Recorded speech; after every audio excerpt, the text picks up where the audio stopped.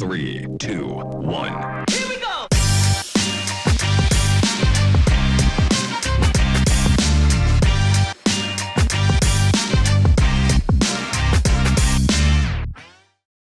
Hello and welcome back to another episode of the Texas Private School Podcast. As always, I'm one half of your hosting crew, Wes Tolleson. Walker Lott joins us from College Station, Texas. Walker, we have been all over the daggum state over the past month or so, seen a lot of football, got a lot of great information and context. What is your takeaway mostly from our past few weeks across the state? Texas is really large. That's what I've realized the most.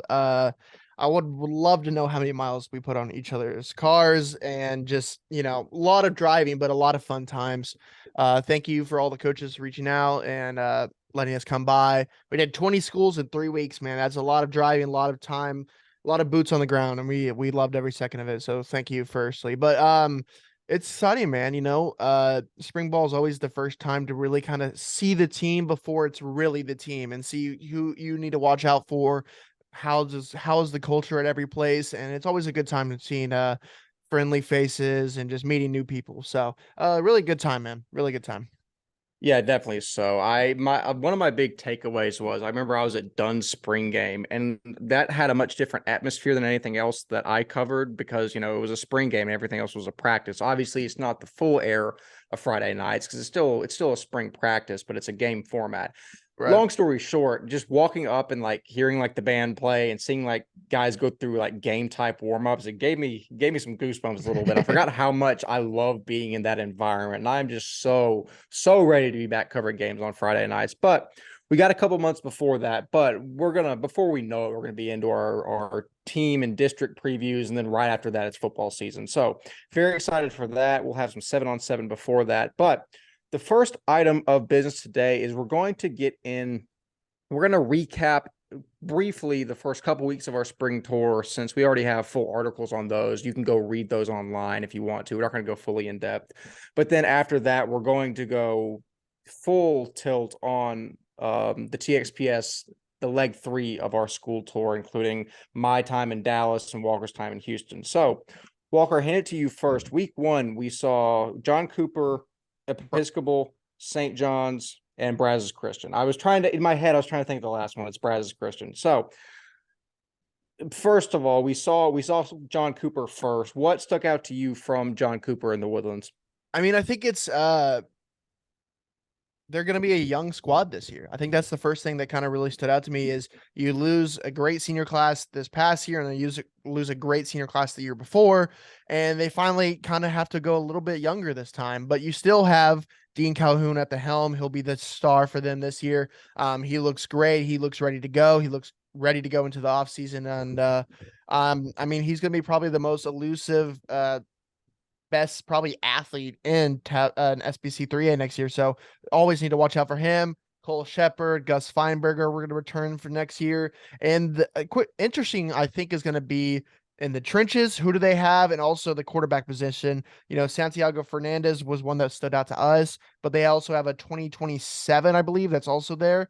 That's going to be one to watch too. So they have some guys that need to watch out. And, also in that Woodlands area, I mean, you never know what could come by and stop by John Cooper next year. So it's going to be a very interesting squad. I think the 2-time back-to-back state champs in SBC 3A have a lot of talent coming back, but they're still going to be young for the first time, maybe in a while.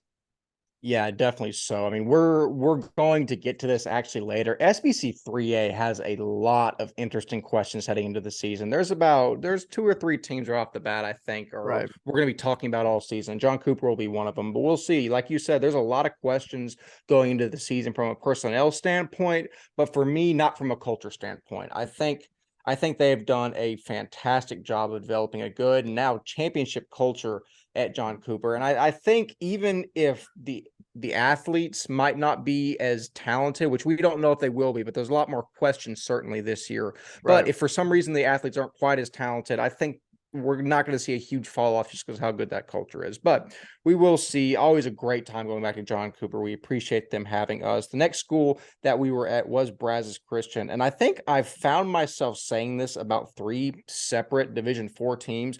Brazos Christian looks deep and they look good. I really do think that they have a chance to be a really good contender under Coach Corey Washington. Brody Garner, and I'm going to read this word for word because I believe it, and I know Walker believes it too. Brody Garner might be the most physically impressive prospect in D4. That dude is a man. Walker, what did you take away from watching Brody Garner at Brazos Christian? Yeah, I mean, he is poised to have a sensational junior year next year, only as a sophomore. Looking like that impressive as a sophomore is just speaks to his work ethic and time in the weight room, on the field, putting in the work. And I'm excited for the next 2 years of him, man. He has high potential on the Division 4 level. And just go turn on the film. It's very, very impressive. And like you said, I think he might be the most impressive prospect in D4, especially in the South. You could talk about the guys maybe at First Baptist, and you can make some comparisons to those guys. But down in the South, he might be the most impressive guy for sure. Yeah, definitely so. I mean, he's an absolute monster. If I was an opposing quarterback, I would want to know where Gardner was on the field at all times, because coming off the edge, he's going to be an absolute threat. Now junior, it's crazy to me that 25 are going to be juniors. Makes me feel old.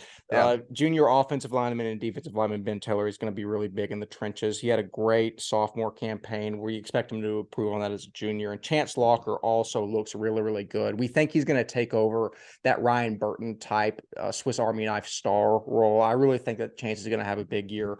Walker, anything on those guys or anything else regarding Brazos Christian? Yeah, because he just got a track, Jackson Caffey wasn't even really throwing the ball, but one of the most underrated guys probably in the 2025 Houston area class is going to be Jackson Caffey, and he looked impressive when he was just throwing the ball out there with the guys. But they still have 2 younger guys that are going to be very impressive and one to watch: Hudson Jacobus in the 26 class, and 2027 Cooper Murr battling out for that QB2 spot. It's going to be fun to watch those guys compete going out to next year. There's some other guys, how they have a really solid squad, but the Coach Washington just in 1 year set a really good culture there and made the semifinals last year, and you probably expect them to be back there this year, man. They have a really good squad, and I'm excited to see them this year. Yeah, definitely so. Really poised to make waves in Division 4 this year, if I had to say so. But Walker, you went solo to Houston St. John's. It sounds like Stephen Gill and the Mavericks look like they're ready to improve on last year. What did you gather from your time there? Oh yeah, I mean, they looked really, really impressive. I really think Stephen Gill throws a really, really great ball, and we put some highlights out if you want to go look on him on Twitter. But he has a really great arm. He's smart. He knows the offense, and he's just poised too, which I really like in a quarterback. I think he's a D1 guy. I don't know how high in D1, but I think he's deservedly so a Division 1 quarterback. And when you have a guy like that at the helm, and you have really good weapons like Logan Donley, Michael Murphy, and also probably one of the best wide receivers in probably the Houston area is Will Hoffrecht as well. So they have a really good receiving core to throw, to let Gill throw to all those guys. And one, of course, as well is Cole Allen, who had an injury at the end of the season last year, who wasn't able to play in that Kincaid game. So that could have been interesting. But having him back, of course, one of the most elusive, dynamic, high potential players in all of Houston in the 25 class will be returning for them. So as long as they have him and the other guys around him, they'll have a pretty good year in SBC 4A. I'm excited for them. Oh yeah, Malachi Booker, the 2027 St. John's athlete who's already have a Division 1 offer for basketball. Stands at 6'5", 180. He has a bright future ahead of him. If he probably grows a little bit, he'll probably stick to basketball, but hey, he could be a really, really great athlete for them next year if he kind of sticks with football as well. So he'll be one to watch there. And also the young quarterback as well that I'm excited for that will take over for Gill is 2026 quarterback Shea Quinn. Really, really impressive. 6'2", throws the ball well. He's going to be a good guy to watch in the next couple of years. So, but yeah, I think at SBC 4A, they're definitely going to compete. I'm excited for them. And definitely in the fall, we're going to have to catch a couple games. Yeah, absolutely. I think St. John's is really ready to take another step from last year, excuse me. I think they're going to have a good season this coming year. Speaking of SPC 4A, we move across town to Episcopal out of Bellaire. Episcopal looks good, man. Episcopal always reloads, and they certainly have this year. Carson Gordon's going to be a star. He looked really, really good throwing the ball at practice. What I really, really liked were the incoming senior offensive linemen, Colin Witt and Billy Wheels. They're two absolute dudes up front, 6'2", 250, and 6'4", 280. I mean, both of those guys in practice looked really, really good. And again, I mean, the game is won. Again, this coming from a receiver is saying a big deal. The game is won in the trenches. And with those two guys, the Knights are going to have a large advantage over a lot of teams they play. The now blue chip recruit linebacker Madden Morgan, he looked very impressive. I'm sure Walker will agree. That dude is a physical freak, 6'2", 220 raw muscle. That dude, he's going to see an increased role, I think, in Episcopal's defense this season. Walker, what else did you take away from Episcopal? I mean, I think you couldn't go away without definitely seeing and definitely also hearing Braylon Thompson, the 2024 defensive back. He makes his presence known on the field, and sometimes you need that in a guy, and you love that guy, having that guy on your side. Definitely. He has like so many Ivy League offers. He has them all, and he's slowly growing in his recruitment. Lanky corner, fast, moves well. He's going to be a guy that's going to be essential and probably one of the best defensive players in all of SBC 4A and the state next year. So be on the lookout for him. He just brings some moxie to that defense, which is desperately needed, especially in private school and just in high school in general. Having a guy that just kind of brings a little bit juice to the squad is what you need. And also the two receivers, Logan Barty was out with a little bit of an injury, I believe, from baseball, but Jackson Renucci, the 2024 wide receiver, also looked really good. Those guys will be the head guys in that receiving core next year, and they'll be definitely guys to watch. I'm excited for them. I think they're going to be a really, really good squad. And also, of course, we got to see one of the first days when BJ Thomas came out, and the transfer from Houston Lamar, the 2025 running back, receiver, athlete type of player, will be a staple in that offense next year. And he brings a different level of athleticism that they might have not just had. And we came away very, very impressed. Besides that, the other guys that we need to, one transfer, Tyler Sorotsky, came from Fort Bend, Ridge Point, the defensive line. I believe he was like one of their strongest guys over there, and then comes over here from a 6A program to private school. That's going to be a big, big addition to the squad. And also Carson Fowler, the former running back, transfers over to the defensive side and now will play safety for them next year. He'll be a key piece of that defense as well. Yeah, I mean, that Episcopal is going to be good. I'm very excited to see between Episcopal, Kincaid, and St. John's how that shakes out, because it's never boring with those three in SBC 4A, and it's going to be a really interesting and ESD too. And ESD goes down a little bit for 1 year and I forget about them. Shame on me. But ESD in that mix will be really good as well. And it'll be a fantastic race at the top in the SBC's premier division. Okay, so that was week 1. Week 2, I had my graduation, so Walker went solo. Walker, what were sort of the high points you saw in Dallas week 2? Yeah, we started out, I guess I started out, I went up 35 and went over to Dallas Parish Episcopal. You got to start off with the state champions and the best team in private school last year. I wrote about it in an article, so I won't say too much, but it's a whole different squad than last year.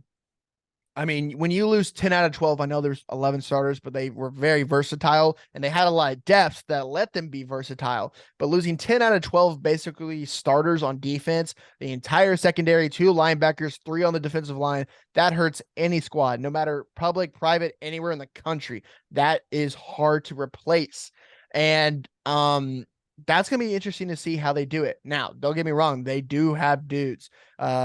25 Sawyer Anderson. I put in the article. I've been blessed to see guys like Quinn Ewers, Connor Wegman, Cade Klubnik, Jackson Arnold last year. Just to name kind of the top guys in the state. I'm not saying he is as good as some of those guys, but just basically on arm talent, I've never seen a guy throw as effortless of a football than Sawyer Anderson. Sawyer can throw the ball. He can throw it left, right, on the run, in the pocket. Whatever you need him to do, he can make the throw. And it's honestly really effortless for the guy. And it's that you can see the reasoning in his recruitment rising year after year after year. I'm so excited to see him this season. I think he'll prove himself as probably a top 5 quarterback in the state in his class with honestly, he's already proven it now, but I think he will solidify it this coming year. Yeah, I said it in there. If 247 on 3 rivals, etc., don't have as a top 5 quarterback in Texas and the top, I said 50. You could argue it like 40, 25 class in Texas is deep that year, but they haven't watched the film and haven't seen him play. I think is Novikov, like I said here, as long as Novikov has him at the helm of the offense, Panthers have a chance in any game, and that's truly what it is. His main target next year will probably be Hutch Crow, the 24 wide receiver, transferred over from Highland Park last year, maybe really impressive catches, has great footwork, great route running. I think he'll be a really, really good player for them. You'll also have Bryson Fields as well. I know DC Crane will be in the backfield a little bit, but maybe receiver. We'll see how they use him. Also, I think the running back, Maddox Reed, the Division I offer running back, took over for Cedric Mays a little bit, let him be more versatile last year, and also Andrew Paul last year. And he did a very good job. So he'll be really good next year. The offensive line, the best unit in all of private school last year was the offensive line at Parish Episcopal, and you only lose one of them. And Aiden Gilmore, who's going to Iowa State, which that's a big loss, of course. And they're going to figure out with Sam Leo, our offensive lineman of the year last year, Jacob Pequeno, Nick Ferris, Nate Weber. Those are the 4 solid guys, and they're lucky to have them back next year. But with those 4 guys, who do you have the 5th? There's a couple guys that they were trying out. It's going to be interesting to see who they have as that 5th guy. But it's going to be interesting. They need to figure out that 5th guy going into this year, especially with their non-district schedule. With not that much returning on defense, you have to solidify the offensive line to let Sawyer throw. And having that 5th guy chosen and strong in that decision is going to be essential for this year. So that's going to be interesting to see. Now, moving over to the defense. Most places when you lose 10 out of 12 defense, you lose probably your star guys, which you did, Damery, Trey, all those guys. But luckily for Parish Episcopal, they're not like everyone else, and they returned 2 guys with 30-plus offers each. 2025 linebacker Parker Meese and 2024 defensive lineman Caleb Mitchell-Irving. Yeah, man, they looked the part. Caleb was not practicing that one day we were watching, but he looks as physically as impressive as always.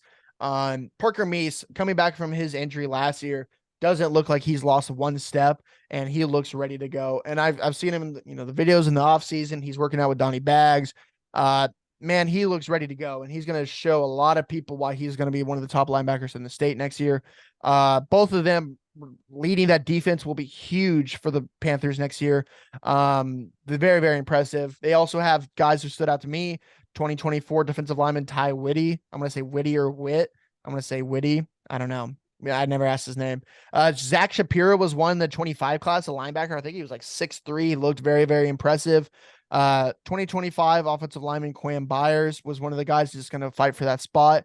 And also 2026 athlete Marcus Hanish was one that stood out as well. They have a solid squad, and they lose a lot. And they lost a culture of a senior class that won 4 straight state titles. For sure, the culture is still there, but that's different for any school in the country. That's hard to come back from. But it's Parish Episcopal, and I'm not going to bet against them anytime soon. So give me the Panthers as the number 1 team in private school next year, probably. And as long as Novikov, you got Sawyer, you got Meese and Irving and all these guys, how can you bet against them, man? But that's going to be a really good squad next year. Next team, Fort Worth All Saints. All right. Fort Worth All Saints, I mean, they've had a lot of incoming transfers, and it's definitely shown out. I mean, with Parish and then going to All Saints the next morning, I probably saw 20+ college coaches there every day. Like, it was just impressive. You just had the rotation of guys, coaches coming in and out, just coming to watch the guys. And I put it in there. They found their quarterback. That was the one thing is, you found Spriggs last year, and that was a big piece for them to help them go to state. You lose him again. Who do you have next year? Oh, well, why don't we just get one of the top 5 quarterbacks in the class in 2025?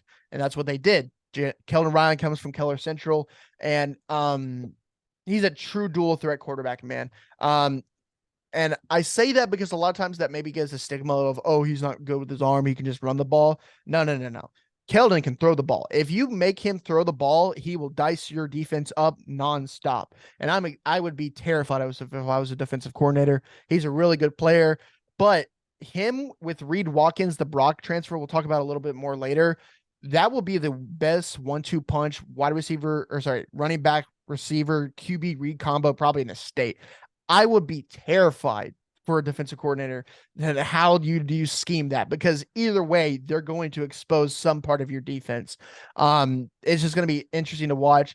At the other receiver, Dougie Doddard probably looks as much as impressive as any receiver in the stage. Just like looking at him, 6'2", long, lanky, can run really well, has great route running, and also having Thomas Wright, man. Thomas Wright will be probably the most effective and have the best stats out of any of those guys in that receiving room, just because he does his job and he's good at doing his job. He's like 6'1", catches everything, has a good route running. He's going to be one of the biggest returners from this last year's squad. So having that experience and that senior leadership is going to be crucial with Thomas Wright there too.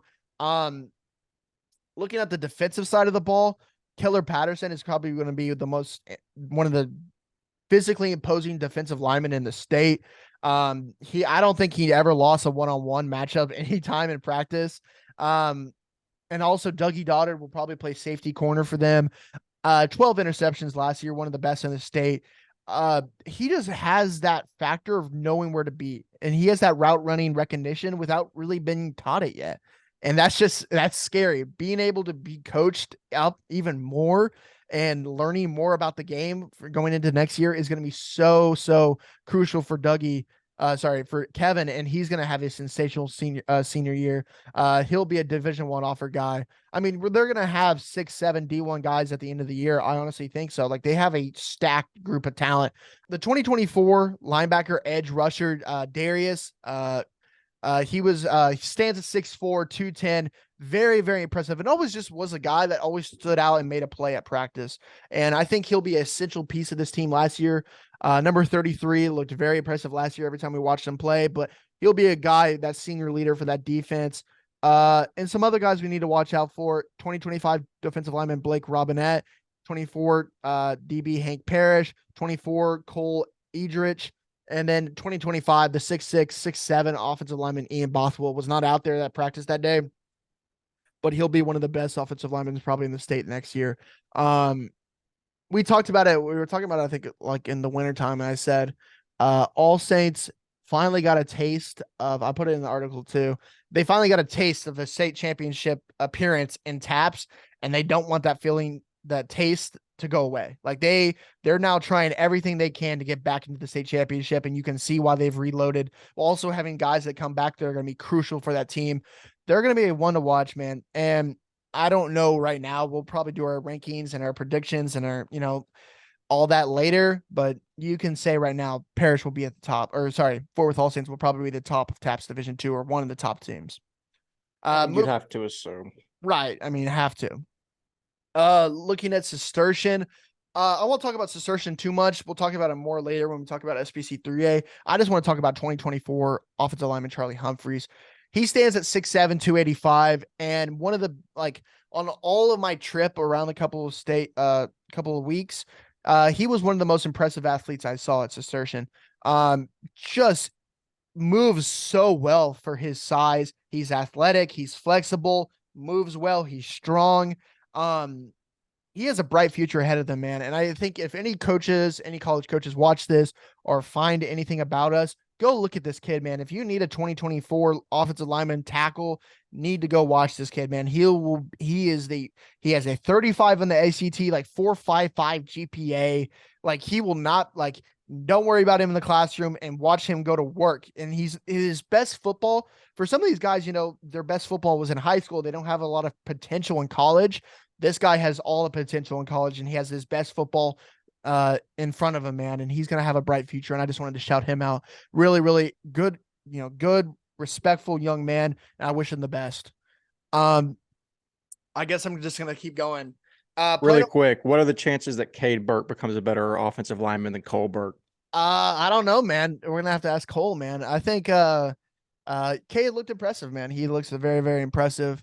I mean, if he has that dog in him like Cole does, I mean, I think he'll have a really bright future. Shout out to Cole, man. Well, I hope Cade never gets to an SBC title game, because he'll end up getting thrown out of it. I think it's in the Burke genetics. I can say I joked with Cole at DC's award banquet, so that wasn't a shot. That was a mutual joke Yeah. between me and Cole. That's amazing. Shout out Cole, man. Wish you the best. Looking at the next team, I went over to Plano, went and saw Plano Prestonwood.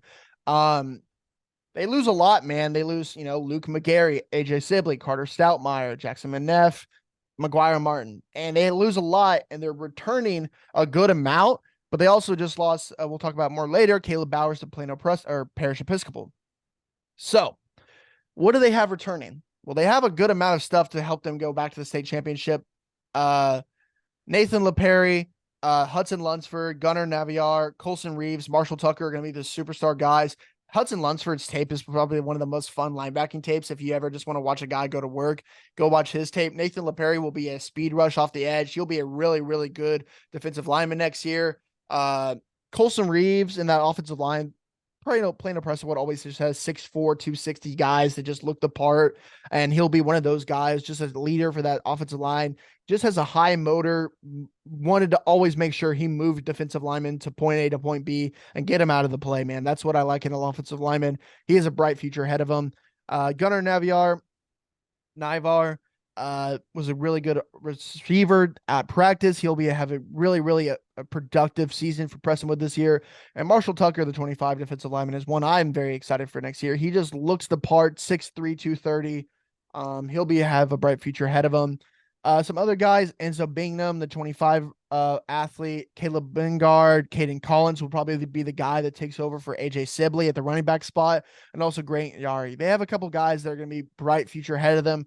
And we'll talk more about the defensive lineman from TC Addison transferring over. That will be a huge piece for them. We'll talk about really quickly before we move on. We're going to talk about Parish and Prestonwood later in the episode. As a teaser to that, compare and contrast two of the best linebackers in the state, Hudson Lunsford and Parker Meese, for me. How are their games similar and different? Because again, they're two of the best in the state, and also district rivals. So I'm curious to see how that's going to play out this year. I think I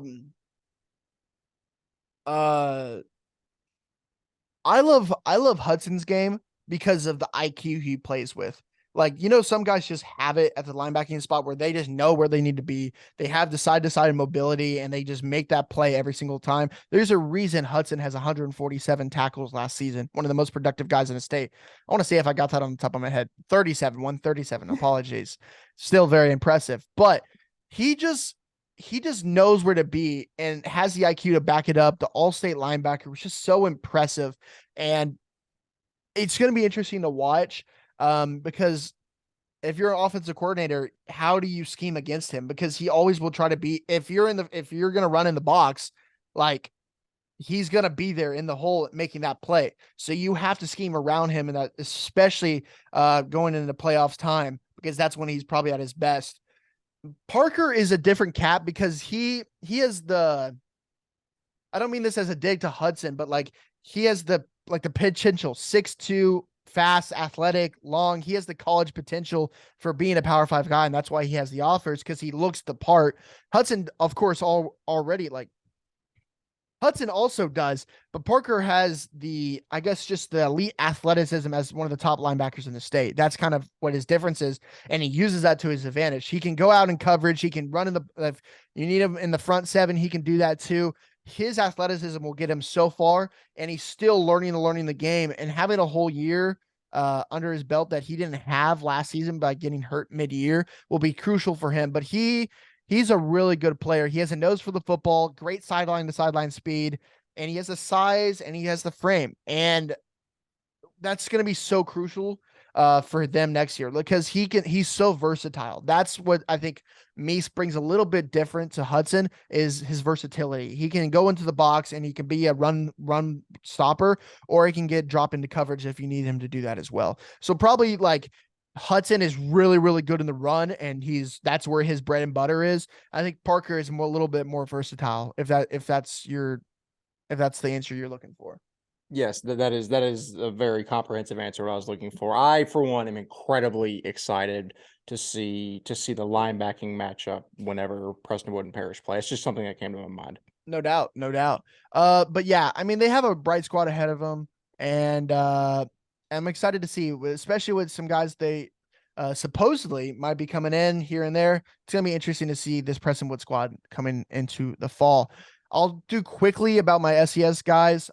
Jeff Dixon, I got to meet him for the first time. New head coach.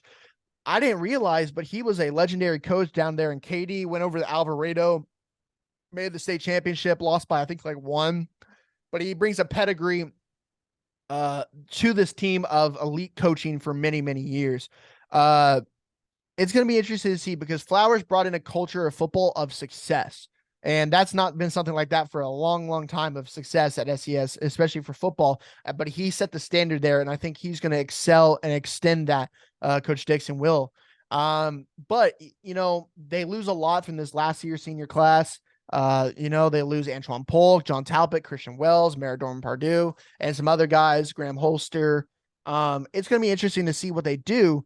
But they still have some talent still there. J.R. Stegall, the 2024 defensive lineman. I think, bro, if Fort Worth made a team and having Keller Patterson and J.R. in the middle, oh my gosh, no one would be running on anyone in Fort Worth. That's how I would see it. But they're going to be dominant guys. J.R. just is, I said it in the article, some guys that when you get off the bus, you want those guys to be the first off the bus, just looking like, oh, it's a fantastic term. Right. Fantastic. Like first off the bus type of guy. JR is that dude, man. 6'3", 290. You do not want to go against this guy. He's big and he's strong, but also he's athletic and he's quick and he uses his hands so well at the point of attack. And he has a bright future ahead of him. I think he's for sure Division I guy, and colleges need to go look at this kid, man. I have to hype up my guys a little bit, but I don't think he really needs hyping up. I think he is that guy, and I really like him. 2 guys that how easily could I convince JR to move to Tyler? Do you think he wants to be by Lake Palestine or some sort? Because maybe. I think Grace could probably use him. Maybe. That defensive line of Simeon and him, that would be pretty deadly. I ain't gonna lie. But two 24s that weren't there at practice, but I'm excited for Adrian Lewis, the 6'6" guy, Big A as they call him down there. He already has some Power 5 offers. He'll be a great addition to that offensive line next year. He'll be a senior leader. Madison McCarroll has been a guy there for a couple of years now, and he'll be a senior leader on the offensive and defensive side. Just pure athlete, has a different gear to him, high motor, and he's just a football playing dude, and you always want a guy like that on your squad. Bryce Anderson is a guy when I first heard that name, I think of the A&M safety, Bryce Anderson, which if he's anywhere near that talent, hey, we got a guy there at SES, man. He came in for Georgia. Very, very impressive guy, moves really, really well. He'll be a stud receiver and defensive back for them. 6 foot, 175, plays really well, plays bigger than he is because he feels like he's like 6'2", plays like 6'2". But he's a bright future ahead of him. I think he has he's going to be a dude for them next year. I'm excited for him. He's a great young kid, man. Great, respectful young man. And I'm excited for them next year. Now we already got, he just got a Division I offer after writing this article, which you never know. Maybe that's us, but, UTSA officially offered 2026 defensive lineman DJ Beasley.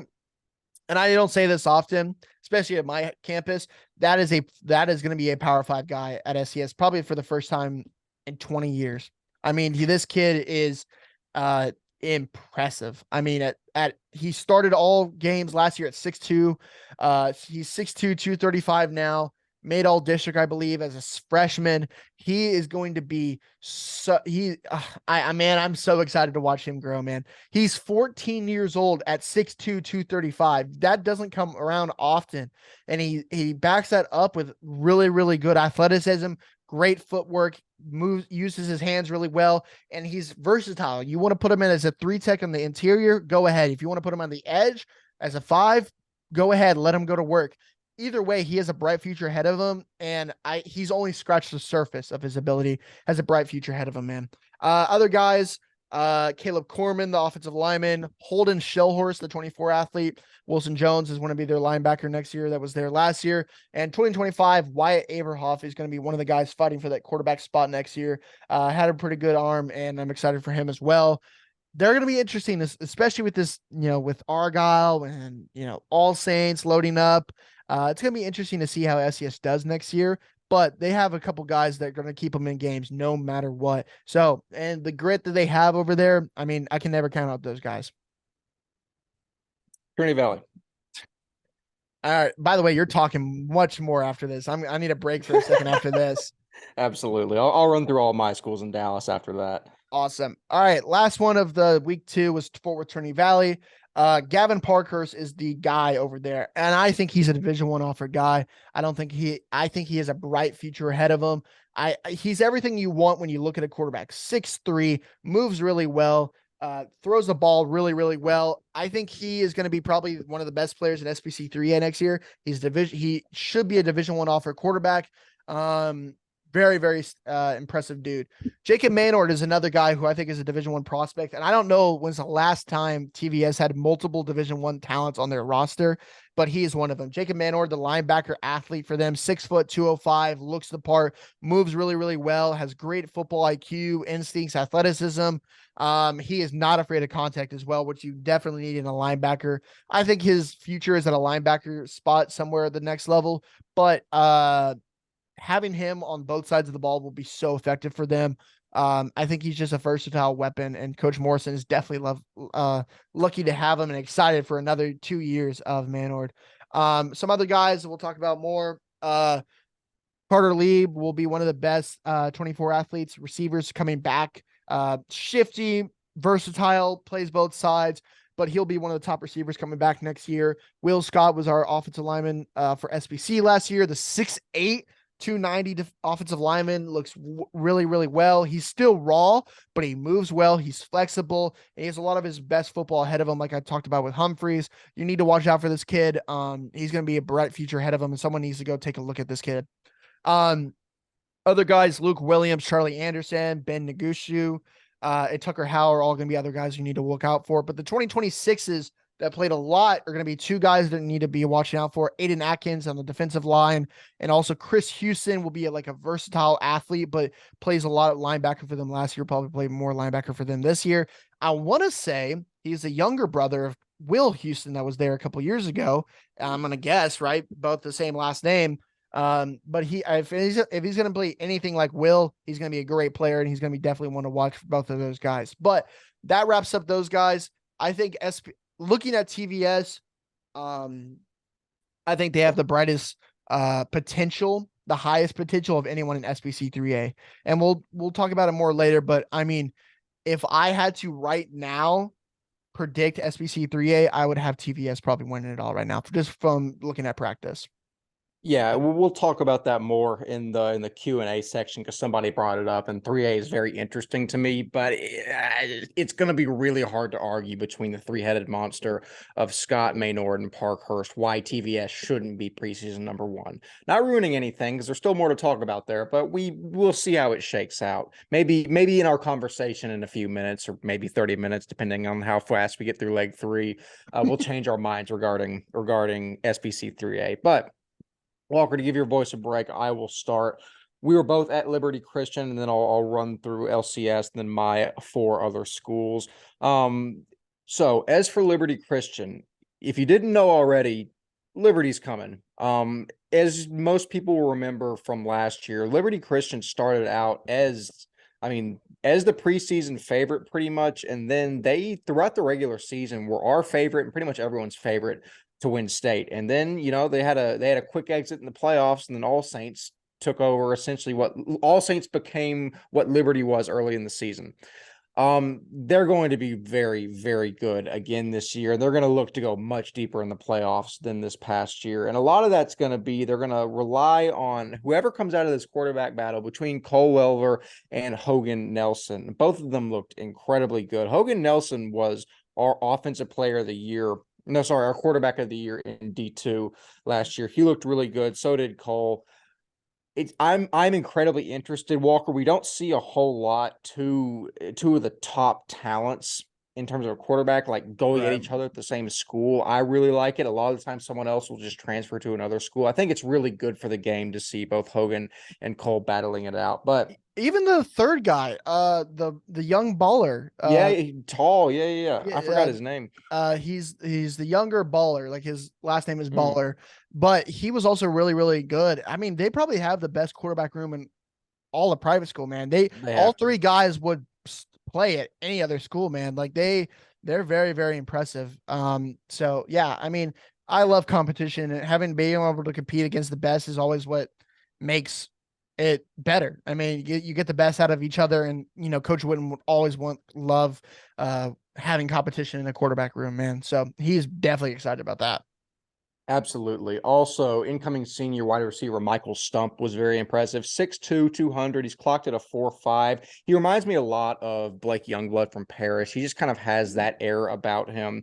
Just very, very savvy. He's gonna be one of the top receiving threats for Liberty Christian. Was very impressed with his game. 6'5", 345, big man in the trenches. Keithan Smith will be a junior this coming season. That dude looked very impressive. I think we said the left side of Liberty's line is going to be, it's a niche category, but it's going to be the best left side of any line in the state. Between Keithan Smith and was it Nate Nathan, Humphreys? Yep. yeah, yeah. Yeah, Nate Humphreys. Between those two, I mean, 6'4", 295, 6'5", 345. Both dudes looked not just physically gifted, but also their technique's very good. They know where to be. I mean, Walker, both of those guys looked really, really good. What were your thoughts on Humphreys and Smith? Yeah, I mean, I think Humphreys is only a sophomore right now. He'll be a junior, coming fall, Mhm. but I think that guy has a bright future ahead of him, 6'4", 295. And since the last time I saw him his freshman year, or I guess going into his sophomore year, he's gone into his body a little bit. He's, like he looks more toned, looks ready to go. He'll be a good player going forward. And also Keithan, I mean, just looks very, very impressive. He was dominating out there. He's strong. He moves well. He bends well. He's flexible. Those guys are going to be a key piece of this team if they ever want a rushing attack, and also protecting whoever the quarterback is coming fall. Absolutely. And speaking of the rushing attack, incoming junior running back Chase Garnett really, really caught our eyes at practice. The dude runs a 4.5, and more impressively to me, he squats 550 pounds. That's almost 600 pounds. I'm sorry, I put 300 pounds in my back, and I feel like I'm gonna die. This dude squats 550. It's insane. But I mean, you can see when he runs the ball, you can see why or how he squats that much, because it's intense, it's explosive, especially him running behind Humphrey and Smith. It's gonna be every facet of Liberty's offense is going to be good, and it's gonna be really fun to watch this year. And funny enough, we talked about all these players. We haven't even talked about the guy that I thought looked most impressive at practice. That's going to be incoming senior defensive end Max Saul. And it's mostly that came from one-on-one. Saul mauled everyone he faced in one-on-ones. And he's a guy that we haven't talked about a lot up to this point, because I don't think we've necessarily heard a ton, but I think we're poised to hear a lot from Saul this year. He's 6'4", 235, high motor, elite block shedding. This dude, if it's so hard to get your hands on him and him locked up, because he's so good getting your hands off of him. I think Max Saul is poised for a really big year. And also, how can you talk about Liberty without talking about incoming junior Quentin Brown, the fastest man in the state, ran a 10.51, came away with gold in the 100 at the TAP State meet. I mean, Brown's burst is unlike any other in the state. I mean, I think wherever you end up putting Brown on the field, he's going to succeed. He's so versatile, and he's going to be an incredible talent for Liberty this season. And I've said that about almost every guy that we've talked about with Liberty Christian. That's because that's how much talent this team has. I mean, I think if I had to guess, we're going to see Liberty start like they did last year, and they might finish the same way. I'm really, really excited to see how the Warriors turn out this season. Moving on, after Liberty Christian, I ended up going to Bishop Lynch the next day. Lynch has some weapons as well, starting with a transfer from First Baptist, incoming senior PJ Washington. Washington might he's going to make a case for the best receiver in D1. And a lot of people I don't think would expect that from a guy that transferred from a D4 program in First Baptist. He absolutely looks the part. He's going to be wide receiver 1. for the Friars. I mean, he's so incredibly fast and he's smooth and he catches the ball well. I got a picture of him absolutely mossing somebody. He does everything right. He's one of the most underrated wide receivers in the class of 24, and I hope to see him get more spotlight soon. Just remember the name PJ Washington.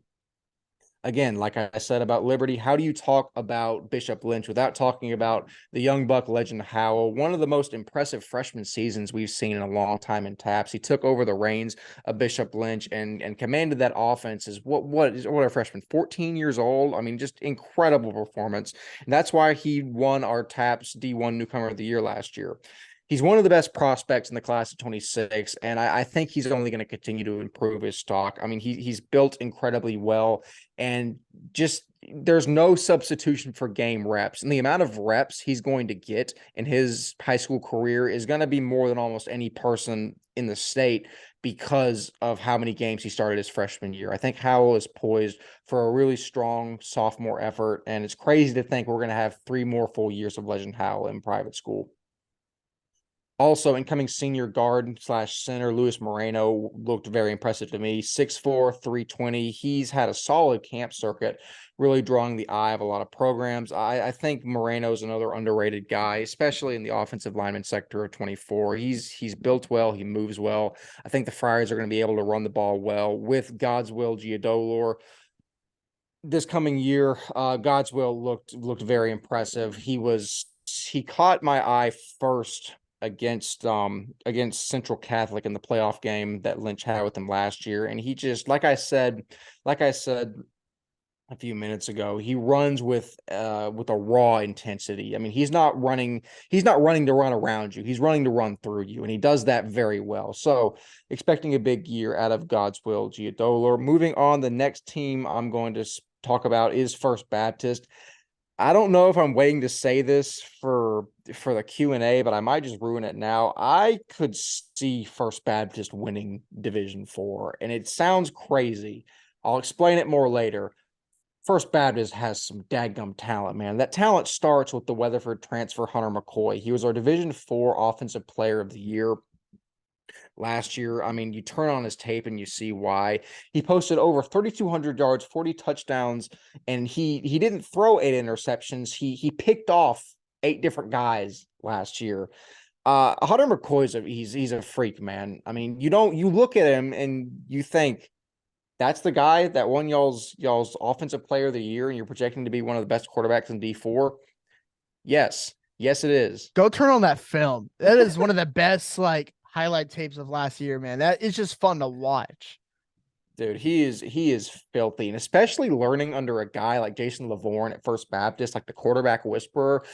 There's a lot of the more I talk about it, the more I talk myself into thinking that First Baptist will win TAPS Division 4. Now, granted, that Lubbock Christian is going to be very good and probably will and should be the favorite. Yeah. Brazos Christian is going to be very good. We'll talk about all that later. Let me speculate right now and have some fun thinking that First Baptist might come away with it. I haven't even talked about the receiving core yet, which might be the best receiving core in the entire state in TAPS Division 4. The college talent is absolutely ridiculous. And in terms of collegiate talent, it starts with Dominic Sadu Robinson. He won our D4 Underclassman of the Year. This dude, he currently, at the time of writing this, he held 12 D1 offers, and that was a week ago. I think he's up to like 16 or 17. 3, 6, 7, 8, 9, 10, 11, 12. 18.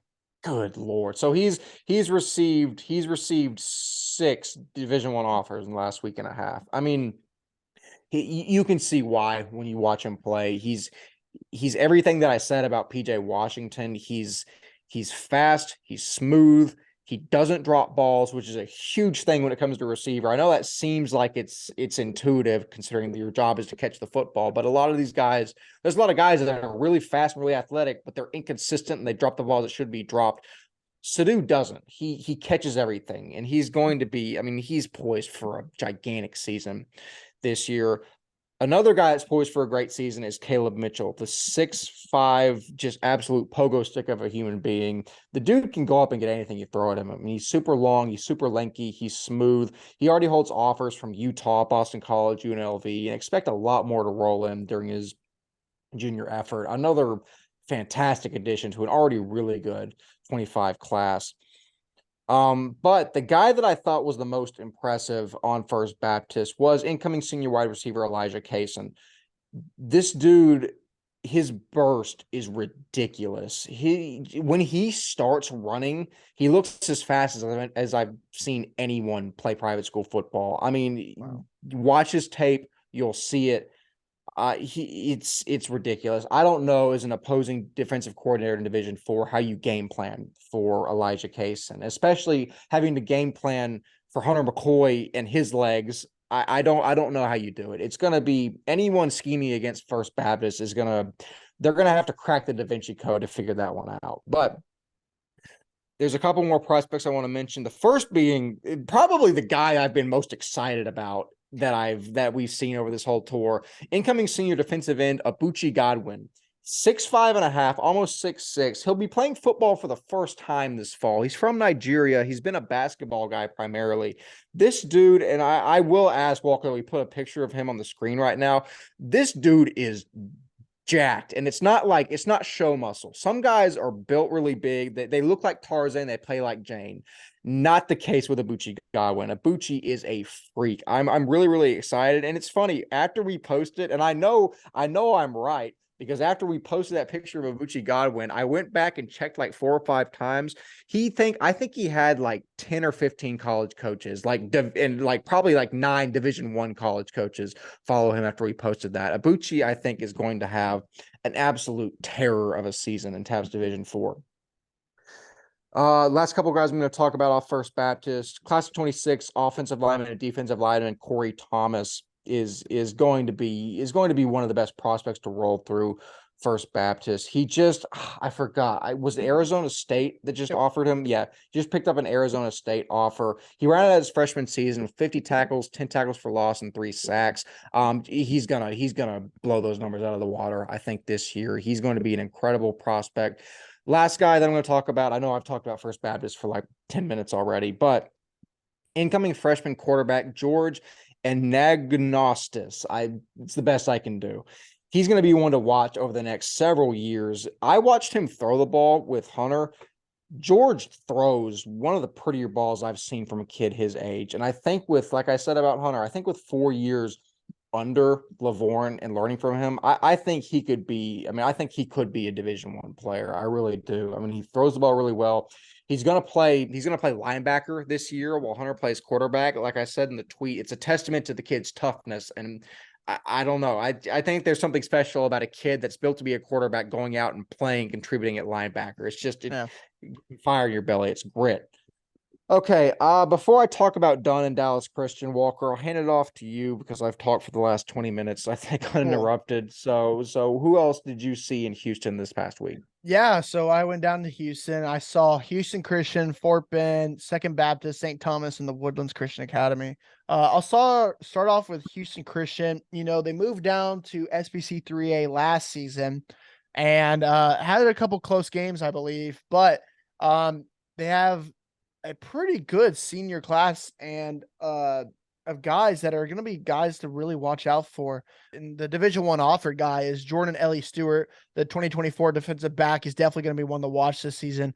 6'1", 180, looks the part, moves well. And hey, here's your track times, Wes. 10.7, 100 meter, 4.5 speed. He'll be a guy that goes Division I just for track. And I believe he just picked up a Navy offer today for track and field. So he'll be a guy, honestly, if he wants to go do some track and field at the next level, but maybe walk on as a football player too. But he has a bright future ahead of him. Fast, one of the best defensive backs in SBC last year, regardless of classification. And he's going to be one of those senior leaders for them next year. I'm excited for him. Another guy, Alex Klein, is going to be a key piece of the defensive secondary next year. 6'1", 190. He's kind of a versatile player. You can put him in the front 7 or line him up in the secondary and let him play in pass pro. Either way, he'll be a valued asset. Linebacker Adam Shepard, the 2024, is 6'1", 190. Just recently, I think, put up 400 pounds and for the squat. So he'll have that strength in the front seven to be a key piece of that linebacking core for the Houston Christian defense. But he'll be a key piece of that. Another guy, 2025 wide receiver Anderson Jones, was an all SBC, but he's 6'2", 170, goes up and gets it. He's a great player. He's going to be a valued asset. And one guy that the next guy I'll talk about is really lucky to have. The next guy is 2024 Houston Christian quarterback Brett Kilchrist. He's a guy who has a lot of excitement to going into next season. If you don't know anything, the quarterback coach over there is JP Tillman, one of the best, most respected guys in the area, and he has him ready to go. He's going to have him ready to go for next season. From talking around the guys around there, I mean, that he'll bring a different juice to this offensive side that they might have not had in the past couple of years. He's a gunslinger. He throws the ball really well and versatile. He'll be very, very versatile for them next year with his legs as well. 5'11", 180, throws the ball really well, has some colleges coming after him. He'll be a key piece to have success on the offensive side of the ball this year as well. But Houston Christian, man, the coach is has a bright future ahead of them. Thank you to Coach over there for inviting me out. I'm excited for these guys, man. Maybe be on the lookout for them to cause some chaos on SBC 3A, man. They're definitely going to be guys to watch.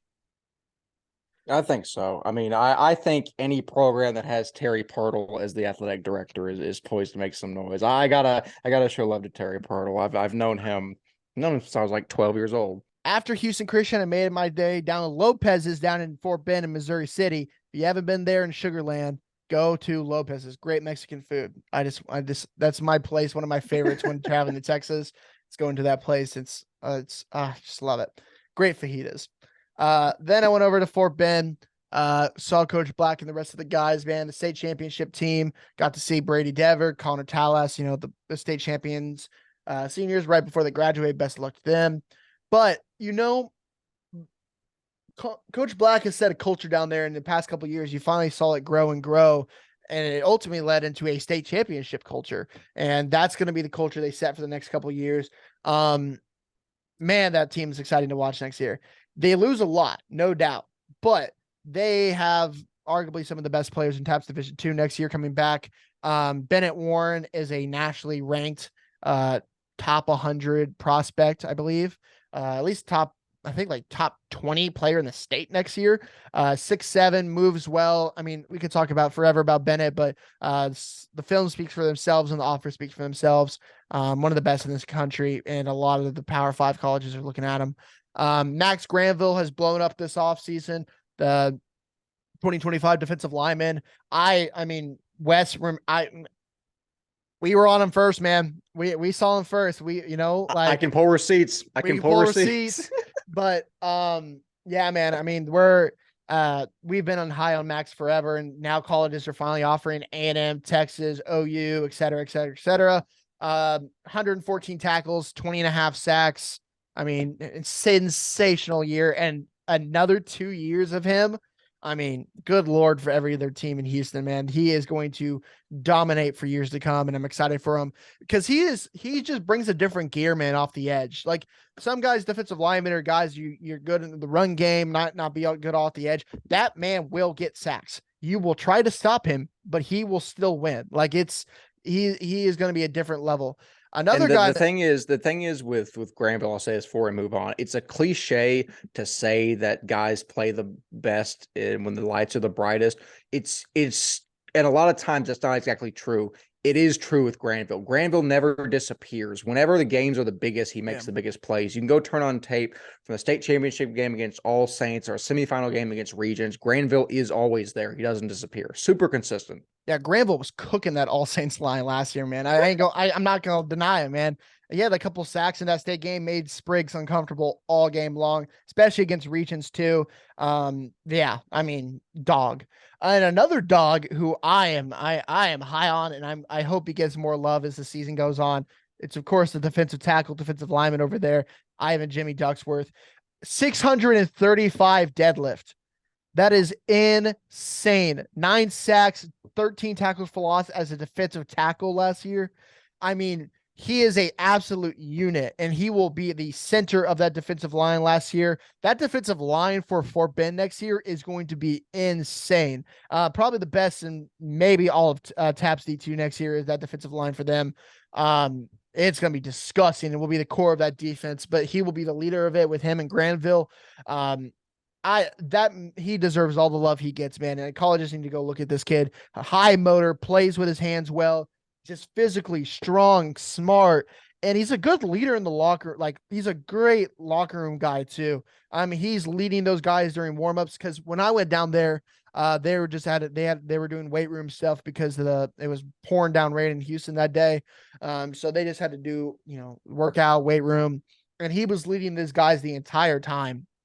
And at the end of the day, I'll just say this: I want him on my team. That's what I would want. I would want that guy on my team 10 out of 10 times. I mean, he's just a dude, football playing dude, and he loves the game. He loves the grind, and there's nothing more you can say about that besides he has a bright future ahead of him. Wish him the best. Tyler Curry, another guy, when the lights turn on the brightest, he makes plays.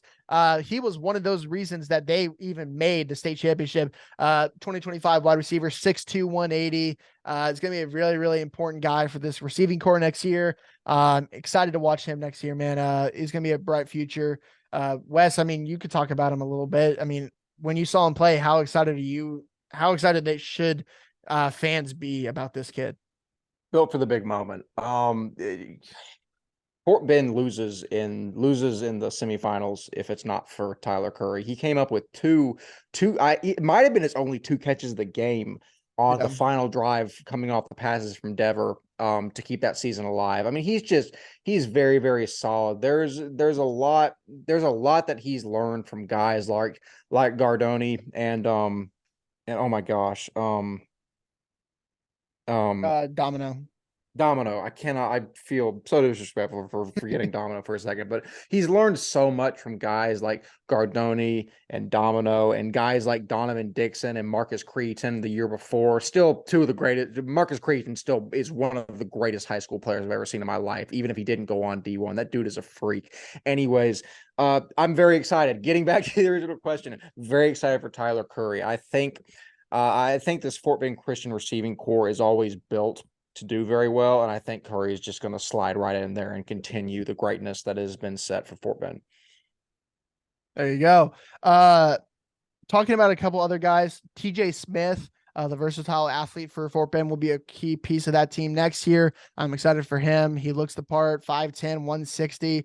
Another guy, Jordan Rogers, I don't remember him, honestly, last year, but he was there, and I guess we saw Kobe Sellers all the time at the one defensive side, him at the safety spot at 6'2", 170, and now Division I offered. Jordan Rogers is going to be a defensive, one of the best, probably secondary guys in the state.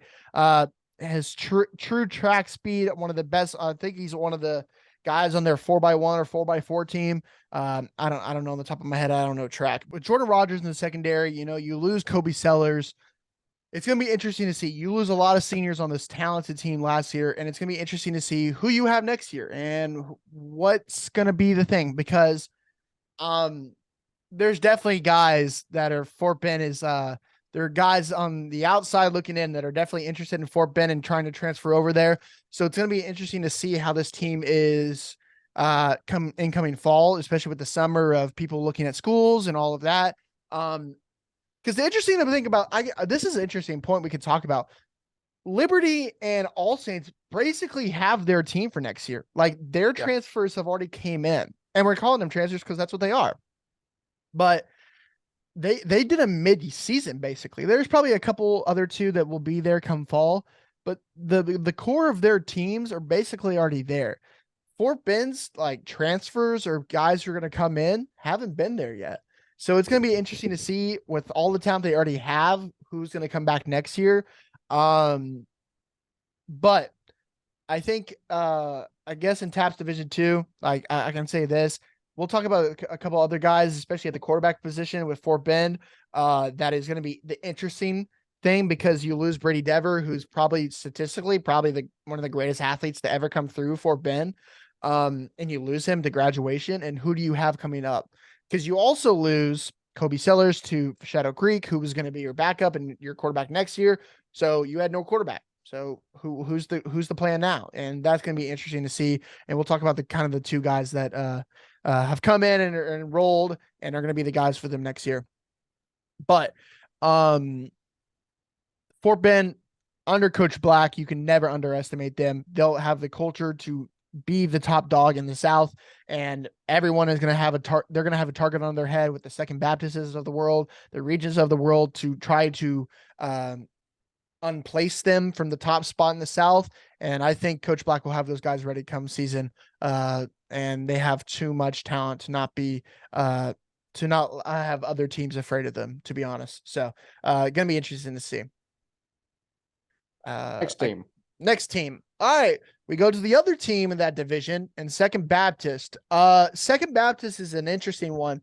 Probably made one of the biggest coaching splashes of the offseason, and Beck Bryden, which if you told me 5 years ago, or not even a year ago, that Beck Bryden would be coaching at Second Baptist out of all places, I would have been like, you're crazy. He's been Austin Regents through and through his entire life, and going to one of their district or South rivals. That's wild. But he's there. And brings one of the most historic, one of the best, I think we talked about in the last episode, like he's on the Mount Rushmore probably of Texas private school coaches. I mean, he started the Austin Regents program, won state titles with them, brought a lot of success to that Regents program. And with his last son graduating this season, he's kind of like his time with Austin Regents is done. So he comes over to Second Baptist, who he's definitely excited with some of the talent they have coming back. We'll start out with the quarterback. 2024 quarterback Turner Murdoch goes into his senior year. He got hurt, I believe it was his meniscus at the end of his junior year, and so he's been recovering that this off seasons. But he should be, of course, ready by the fall. But I mean, he's going to be one of the best quarterbacks in private school in Houston. You need to watch out for him. He's smart. He's savvy. He's poised. He'll be a good quarterback for them. But their star athlete will be JD Crisp. Division I offered already by multiple schools now. We saw it last year. He's going to be the dog for them. Both sides of the ball, versatile, athletic, smart. Most games he'll play, he'll probably be the best dude on the field, and he will, and for good reason. The superstar athlete will be very, very good, and will be the leader for them next year. I don't know how much more to say. The defensive back, Jackson Powers, is a key piece of that Eagle defensive back secondary. The transfer from Fort Bend Christian had a great season last year, but the 5'10" All-State athlete was very, very impressive this past year and will be again this year. Moved really well, quick in his breaks and route recognition, and he'll be a good guy for them next year. I'm excited for him. I'll talk about the two running backs, man. 2025 running back Bryce Butler, and also 2026 Langston Davis. They probably will make the best two-back tandem in the state at the running back position. Both very, very impressive standout guys. Bryce probably stands around 6 foot, 5'11", and Langston stands around 5'10" to 5'11", I believe. And they just look the part, man. They move really well. They have great vision in the backfield, where they need to go, where they need to make their cuts. They're going to be key pieces, and they're going to have, like, they've always had a staple running back there. You know, with Butler was that dude last year. Eli was the year before. With Cole Morgan also there last year. And that's going to be a key piece of how they're going to replace Cole Morgan. But, yeah, man, I'm really excited for Bryce. Will probably be, of course, the number one guy, but Langston is going to be a dude, and watch those two guys go to work. Well, you take off one of the most talented guys in Houston at the running back position, and you bring on one of the most other talented guys in Houston. So it's going to be interesting to watch that two-back tandem this year. Another guy, going to be one of the most underrated guys in Houston, is Charlie Shears from Second Baptist, man. 6'7", 230. He just looked like he was very, very impressive in practice, man. Moved around really, really well. Block shedding, point of attack, uses his length to his advantage, man. Those long arms, he stands out, breaks them out, uses the point of attack to his advantage. And colleges need to go take a look at this kid. He's going to be very, very impressive this year. Also, the other guy we'll talk about at Second Baptist is 2026 athlete Cannon Toon. The receiver was he was a receiver last year, but he's grown up playing quarterback all his life. He's the younger brother of Hudson Toon, which I don't think will be coming back for his senior season, which is a loss for Second Baptist. But Cannon he's going to be one of the most special young talents in the Houston area, man. 6'4", 185. Wes can talk about him at receiver when he went and watched him play. But at quarterback, he has a bright future ahead of him, man. And he'll probably be one of the best young guys in Houston. And it's going to be interesting to watch him next year, man. He's going to be really, really good. But yeah, Wes, you want to say anything about him? Against Fort Bend Christian, and we might need to put this on the screen because of how good it is. He took as a freshman, mind you, he took one of the hardest hits I've ever seen, like a receiver take, like in the end zone, and he hung on to the ball. It's just the moxie he has is well beyond his years. I mean, and I remember I looked it up. I was like, I don't recognize that number. And I looked it on Max Preps and say he's a freshman. I was like, there is no shot this dude is a freshman. And he was. Yeah. All that to say, Cannon Toon is here to stay. He's going to be a key contributor for a long time for Second Baptist. No doubt. No doubt. But that's kind of my overview. There's some other guys that they need to watch out for at Second Baptist, but those are the main guys. With Fort Bend losing a lot of their seniors, it's going to be interesting to see how the first year under Coach Bryden is going to do at Second Baptist. But Coach Bryden comes in and has a lot of talent to start that program with. It's going to be interesting to see, how that goes. It's going to be like, and also what offense do they run? Does he switch anything up from last season? It's going to be it's going to be very, very interesting to see. And I'm excited because one of the best quarterbacks or one of the best coaches now has one of the staples in the Houston area under his belt. And it's going to be exciting to see. So. Okay, real quick, some of the guys that I saw out at Bishop Dunne's spring game that really impressed me. Probably the most impressive guy physically that I saw was incoming senior linebacker Kyle Millette. I mean, he's explosive. He possesses elite instincts, and every single time that a ball was snapped on the offensive side of the field, Millette was instantly there from his defensive spot. I mean, I think he's going to be one of the best linebackers in Division II, and I think Division II, District II gets overlooked a lot because of how good District 1 is in Division II. I think Millette, regardless, has a chance to be one of the best linebackers in the state. So remember the name Kyle Millette, very, very talented. And people forget this is a Dunne defense that led the country. No, I think he led the state in interceptions last year. A very impressive feat. And they were led by class of 24 defensive back Ravon Robinson. He recorded 10 interceptions and 20 pass breakups on his way to securing first-team All-State last year. Robinson absolutely terrorized every offense that threw against them, and he's poised to do that again this year. He looked the part in the spring. He locked everyone down that threw against him. I think he's going to have a very successful season again this year. Another guy that looked really good is incoming junior quarterback Quincy Reams. The dual threat athlete really did, like I said, he looked the part. He can run the ball. He's very well built. So if Dunne needs to run him a lot, which I don't think they will because he throws the ball well, but if he needs to run, he's built to take contact and also punish defenders that try to tackle him. I'm very excited to watch Quincy Reams. And I think, if performed well, I mean, I'd like to see that game between Reams and Dunne and Sebeki and Grapevine Faith. I really do think that could be interesting. Again, don't count out my Grace Cougars. It's not time to bring that up yet, but like I said, District 2 Division 2 is always a very interesting time. In terms of other prospects, incoming junior athlete Bradley Mays will be a key contributor for Dunne. I mean, he was probably, I need to make sure I'm getting this right. I think he was 6'3", 6'4". Oh, never mind. He's 6'1", 155.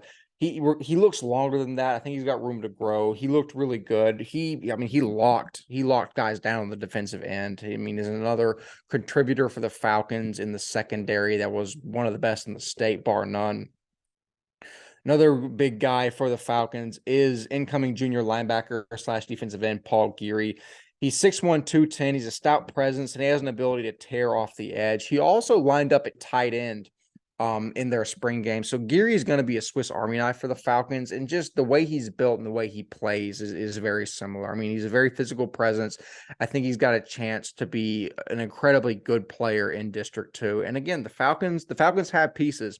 I think they need to find some help on the offensive and defensive fronts. That was the one pretty glaring weakness I saw from Bishop Dunne. The lines aren't as good as they should be at this point in the season. They've got a whole offseason to train kids and to bring kids in.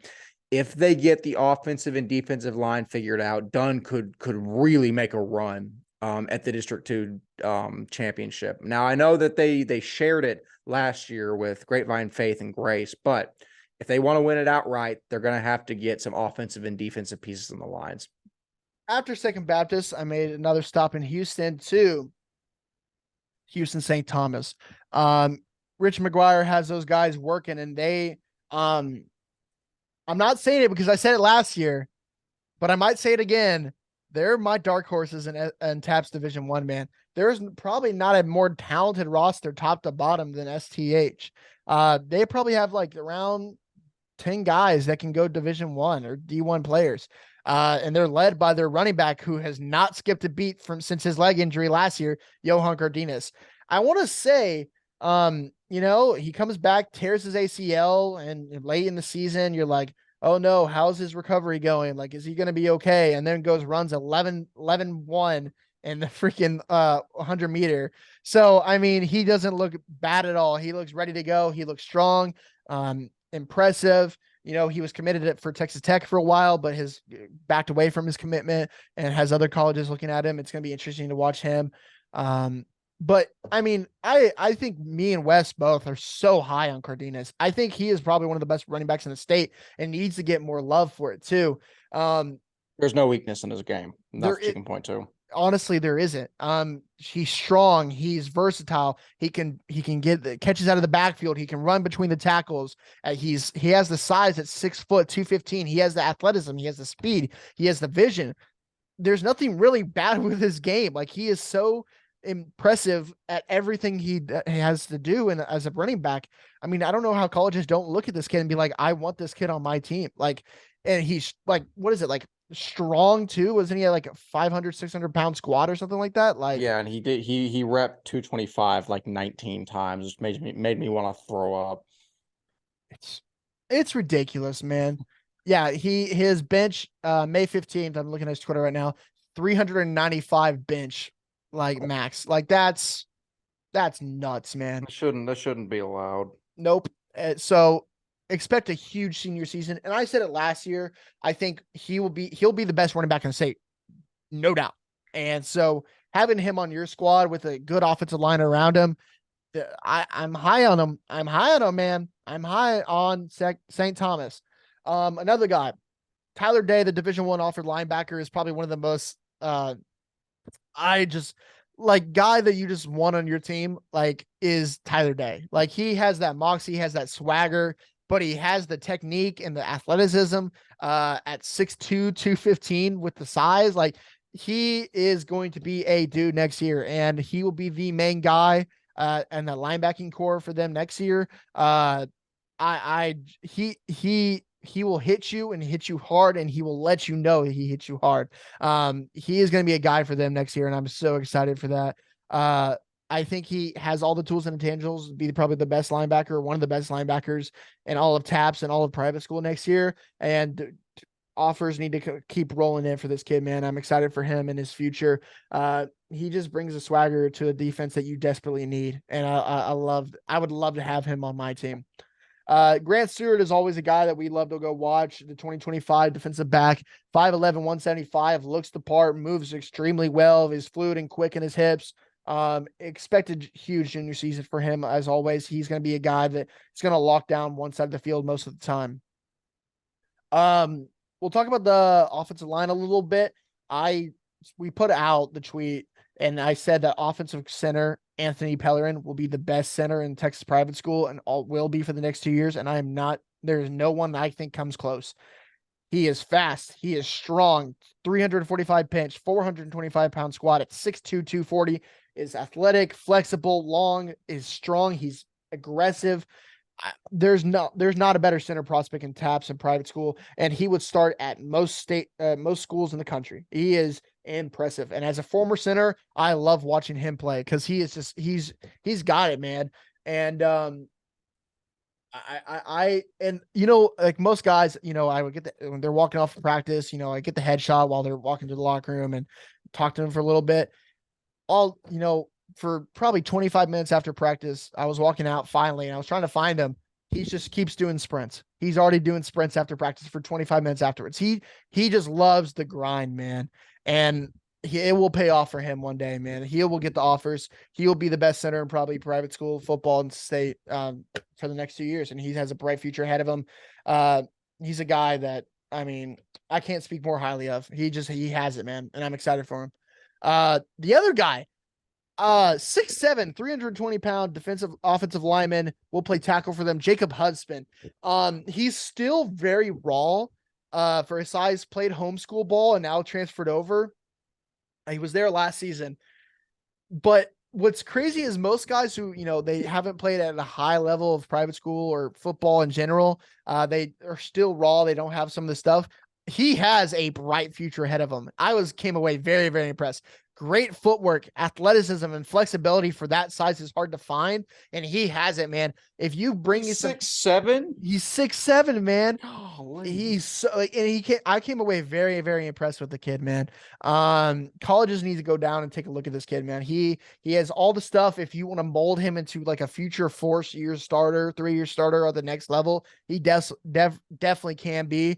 And he'll be a key piece of that offensive line for St. Thomas. Him and Pellerin will be a staple on those offensive lines. And man, he moves so well for his size too. That's what impressed me. Like some of those guys, like they're a little bit like they're slower, just naturally, right? But he doesn't. Like he's athletic. He has great footwork. Like if you like working on the technique a little bit more and more and more, and the offensive line coaches over there are great, and they'll mold him into something really, really good. So don't expect expect honestly like him to be a first-team all-district player next year for St. Thomas. Now, looking at the defensive line, two guys that I've seen a little bit blow up on the recruiting trail a little bit, getting a little recognition from other guys. 2026 Houston St. Thomas defensive lineman Obina Ume was a guy we found.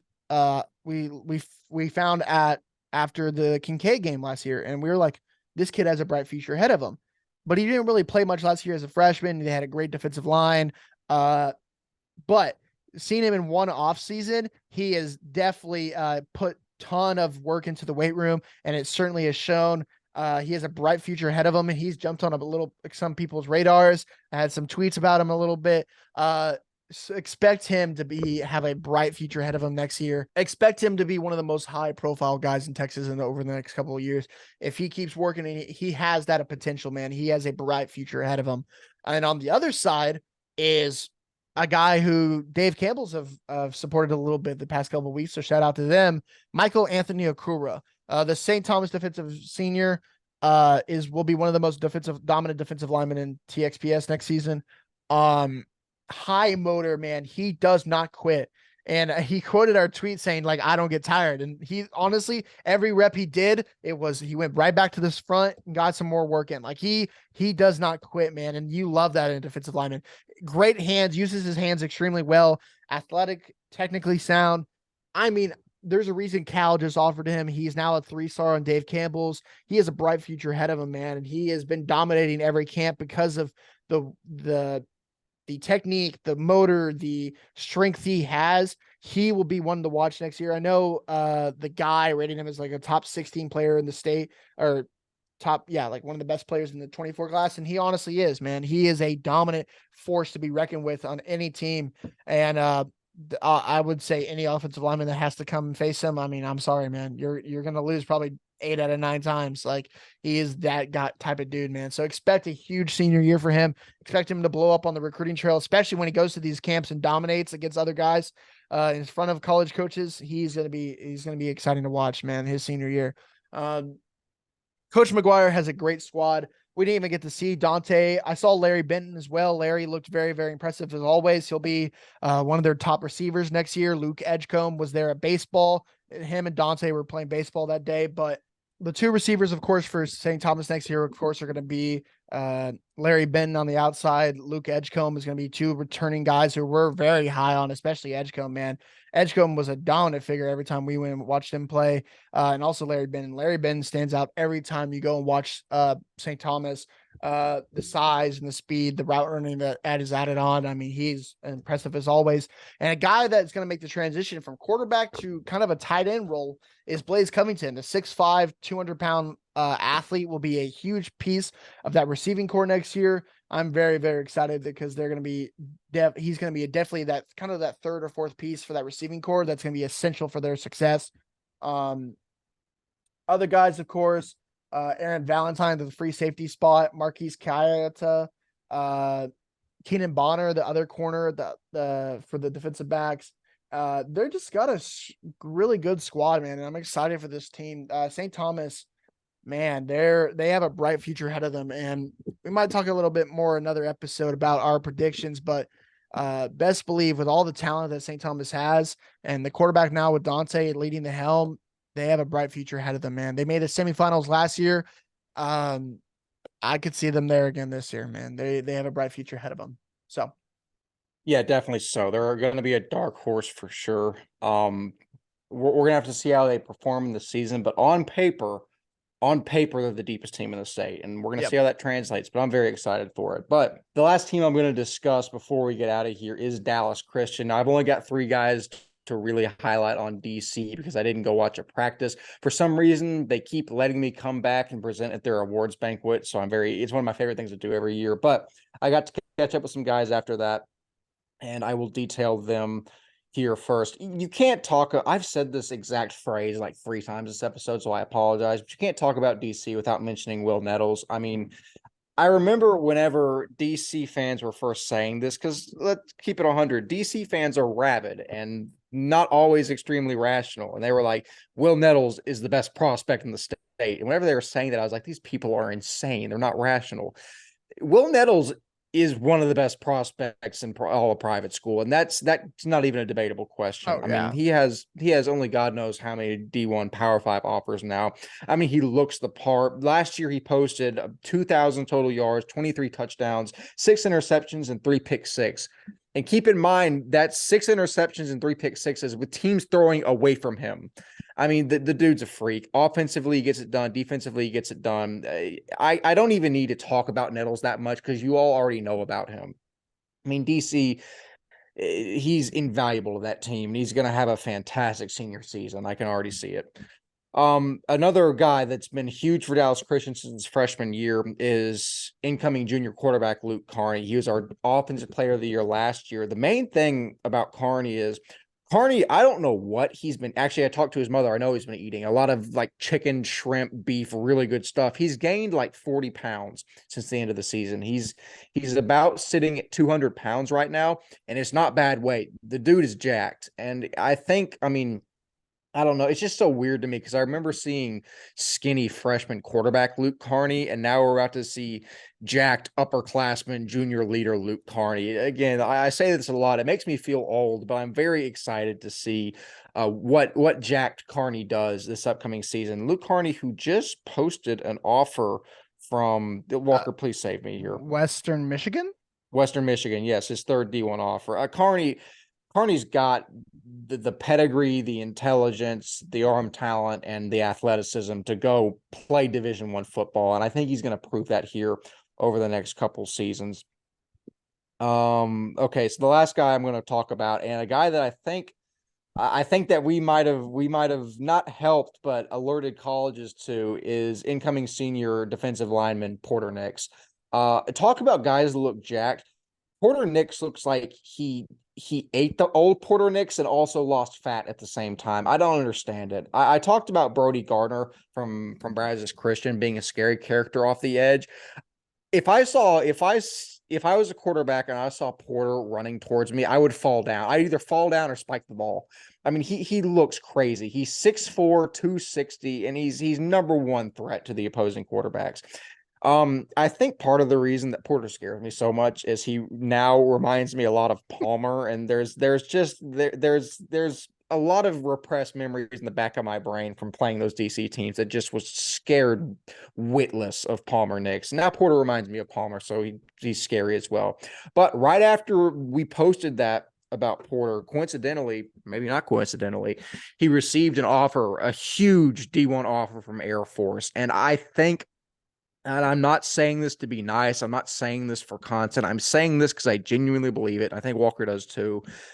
That should be the first of many for Porter Nix elite offers. Porter is a hoss. He's someone that's a great kid as well, from not only an athletic standpoint, from a culture standpoint.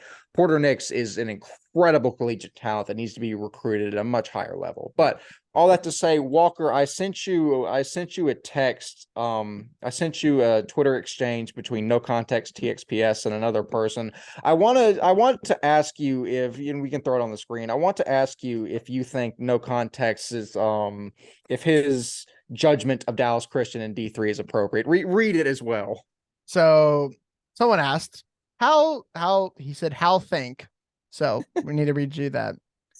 He says, how do you think DC is going to do this year?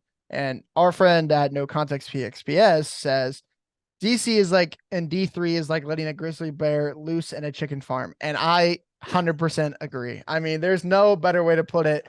I think we could, let's do one thing. DC, if they were even in, like, they're going to dominate Division 3 again. In Division 2, they would put up very scary numbers, and they would compete with the All Saints and the Liberties and guys like that. Like they are the real deal, and have multiple guys that are going to go play in Division 1 football. 3 of them on the roster at least next year, with a lot of other guys that we haven't even seen play on this roster next year. Like they're going to be very talented, like always. The coaching, the culture there. If you want any reason, like, to be scared of the culture at DC in a good way, I mean, like, what do you like? Fort Bend is literally going to be DC 2.0. If that makes sense, because you know why? Is because Jordan Black was under the culture at DC. He was coached under over there. Like, he knows how to run a successful culture and in private school, because he's been through it. He knows how to do it.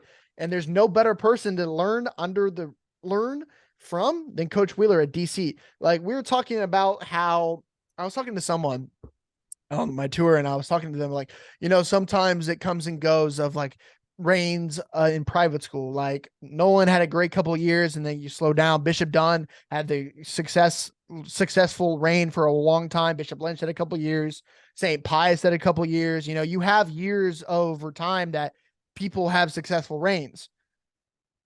DC has never, it's not a reign. It's just a statement. It's what they do. There's not a ending or there's not a beginning. It's just what they are is the top dog of most times. Like, that's just who they are. And that's a credit to the culture that Coach Wheeler has set. Is they most of their kids at DC play football. They get a better education. They go play college football. Like, that's just what the culture is. And they win a lot of games. And if anyone in the state would want to copy that, like, that's the model you want to do it in private school. That's what you want. I'm now just thinking of traveling to Wheeler Field and playing DC, and the memories upset me, but that's a testament to how good DC has been. Yeah, there's your love, DC. If we don't talk about you much during the season because you just dominate, there's your love. Like, there's not a better private school football culture than probably Dallas Christian. Like, from how you run a championship program than Dallas Christian. I mean, this says a lot, because I don't know if this comes through. Walker and Ryan understand this. I don't know if this comes through through the screen. I am an incredibly spiteful person. I hold grudges for a long time. Do you know how much it takes, like, within me to talk good about DC? DC beat me 4 years in a row, not even just varsity football. That I only talk about them in such a high regard is because they are that good. And it takes a lot out of me to talk about a team that killed me 4 years in a row. But again, DC, great culture, a lot of great cultures emerging in private school. It's going to be incredibly interesting to follow this year. I really do just feel like every year gets better and better in terms of the competition and the talent level in private school. All right. And then moving away from Dallas Christian, I'm sorry, guys, but we have to move away from y'all. moving into TWCA, the Woodlands Christian Academy. Colby Hull, head coach down there, first year there last year, and kind of a set of culture of having a couple guys that are going to be exciting to watch. The Woodlands Christian Academy will be a very young squad this upcoming season. I think they only have like 4 seniors on their roster next year, but they have a lot of talent and a lot of young talent that's going to be exciting. Couple of those seniors, one of those seniors is going to be Gunnar Auckland, the 2024 defensive lineman, will play both sides of the ball, but his main thing is defensive line. 6'3", 230, looks the part, moves really well. He'll be a great addition to that defensive line. Will also play offensive line for them, just being the biggest guy they have. Another guy, quarterback Jonathan Vidal is going to be one of the quarterbacks down in Houston you need to watch out for. 6'2", has a pretty good arm, accurate with it as well. A lot of really good on the rollout when he needs to be. He'll be a very poised guy for them in TWCA next year. A couple other guys, Tyler Seeger, Duke Hezzy, Cameron Leslie. They have other guys that are going to be definitely guys they need to watch for in the 25 classes. But one or two guys that I really want to stand out about in the TWCA in the 25 class is Bo Ellis, the 2025 athlete. 6'2", probably, 6'1" to 6'2", 185, moves really well, played linebacker for them. And he's going to be an impact player for them next year, man. He is going to be a dog, and I'm really excited to watch him. He's just a really good player, and I'm really excited for that. But the guy that stood out, of course, at 2025 linebacker, Grayson Boker, is one of the most impressive athletes I saw in the entire tour. 6'3", 205, and has, just in practice, you can see the great instincts he has, great sideline to sideline speed, and the size at 6'3", 205 as a sophomore at the moment. He's a sophomore, people. That is a Division I talent. I 100% agree with it. I 100% agree with that statement. He is going to be a dominant force for TWCA for years to come. Colleges, if you don't know about this kid, go and take a look at this kid. He is going to be one to watch down in Houston. Expect a huge junior year. I can't believe he has 2 more years because he looks like a senior already, but he's just that physically impressive, man. He is going to be one to watch, and I'm excited to watch them next year. But yeah, man, he is going to be I'm saying the same stuff over and over, but yeah, man, keep an eye on this kid down in Houston. He is going to be one to watch, and expect him to have an all-state type of year for the Woodlands Christian Warriors. But the Woodlands Christian, Colby Hull has set a great culture there. I'm excited for them. Great dude, great culture. It's going to be interesting to see how they do in that district, man, because with LSA, Second Baptist, and Fort Bend, it's always been kind of the Fort Bend and Second Baptist kind of district to fight back and forth, but expect TWCA to kind of make some noise a little bit here in this district because they have some players, man, that I didn't really know about, especially guys like Grayson and Bo. They're going to be very impactful players next year, so keep on the lookout for them. Yeah, definitely so. A lot of schools, a lot of information to digest, but hopefully now you have about as good of an idea as we do the direction a lot of these schools in the Metroplex, in Houston, as well as some other areas are heading. You know, we do a lot of work in the summers because we want to be prepared. We're the authority in Texas private school sports, and we want to give you as much genuine content as possible. That all being said, we had planned to do some transfer news as well as a question and answer segment. I put out some questions on Instagram today. However, we have been going for almost 2 hours. I don't know how much fluff will get cut out of that. So to save you and give you a break as well as us, we're going to cut the episode here. We're going to get to a lot of transfer news and a lot of question and answers. And this way we'll be able to get more of y'all's questions and answers in the episode. But so final housekeeping notes before I get out of here. But some final housekeeping notes before we get out of here. 7-on-7. 7-on-7 is starting to kick off. I know for sure there's a league in Tyler that I'm going to be at that's on Mondays in June. Walker, I don't have the schedules for the Metroplex or Houston yet. I know they're doing an LSA tournament. Lutheran South is doing one in Houston that I know a lot of schools are going to be around doing it there. So I should be at that. I think Houston Christian is doing one that I will be at as well. Up in the DFW area, I don't know on the top of my head, but if I know Midland Christian just made the 7-on-7 tournament coming down to College Station, so I'll probably be by, go see them. And other ones, I don't know. Oh, of course, me and Wes will definitely go down and be at the TAP 7-on-7 tournament in June. Just an excuse to eat at George's. Exactly. That's definitely the reason. But yeah, man, we're really excited for that. That's one of our favorite ties, because we're able to see schools that we're not able to see during the season. Guys from San Antonio, Austin, but we're not able to make the drive quickly during the season or like during the fall and all that. And so we're able to see them there. So please go and do the TAP 7-on-7 tournament, because it's fun for us to go meet people and see guys compete, because at the end of the day, that's what's fun. Because I know 7-on-7 is not real football. At the end of the day, it's not, but it's fun to go compete, let the guys have fun, and let the media guys come and say hi. So for sure, go do that. We'll be down there. I think that's really it, man. Oh, if there's other 7-on-7 tournaments that we all are doing, please let us know. We'll try to come by. And also, if you're not one of the schools mentioned in our 20 schools that we went and covered, that's okay. We still want to know about y'all. So please send us information about your squad, and we'll definitely try to come by maybe in the summer or during fall camp to come and say hello, because I know that's another time we can go and see these teams before the season starts. Especially our guys down in San Antonio, Austin, Tyler. We'll go and cover these schools that we're not able to mention in these 20 schools in these 3 weeks. So please still reach out, give us information about your schools, and we'll try to still come down and say hello. So that's really it on my end. Yeah, absolutely. The last few things I have here. Something fun that's in the works that I really want to get to y'all is we're working on a little Texas private school game show type thing. It's going to model Family Feud. So I'm going to say about it right now, but be on the lookout for that potentially in the next coming months. Our division previews will start in July. So we're trying to plan on the first week of July. We're doing Division 1, second week Division 2, or somewhere around there. That's what we've discussed. Long story short, the division previews are going to be coming up in about a month. Also, it depends on some things. There is a potential documentary. I don't know if it's the right word. It's going to be an extended podcast talking about a private school that existed and no longer exists that might be the greatest enigma I've ever seen in my life. We mentioned it on the show before. I won't give you any more information. I think that has the potential to maybe be our wildest episode, and I don't know if any of the footage will make it to print, but we'll see. Just leaving you with a little teaser there.